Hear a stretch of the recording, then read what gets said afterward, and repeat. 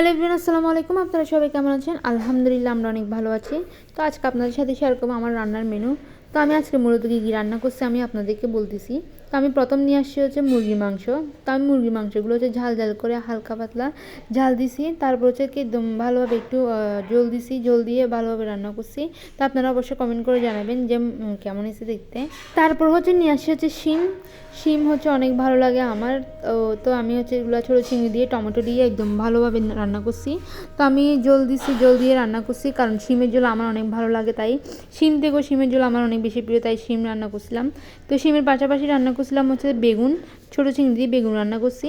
তো এই হচ্ছে আমার রান্নার ভিডিও। তো আপনারা কিন্তু অবশ্যই কমেন্ট করতে বলবেন না যে আমার রান্নার ভিডিওগুলো কেমন হয়েছে। তো এগুলো হচ্ছে যে আমার আজকে রান্নার মেনু। তো এই ভিডিও এই পর্যন্ত বলতে গেলে আপনারা অবশ্যই কমেন্ট করবেন এবং আমার পুরো ভিডিওটা দেখতে থাকবেন। এই রান্নার ভিডিও 3টা ছিল মূলত। সবাই ভালো থাকবেন, সুস্থ থাকবেন। আল্লাহ হাফেজ, টাটা, বাই বাই।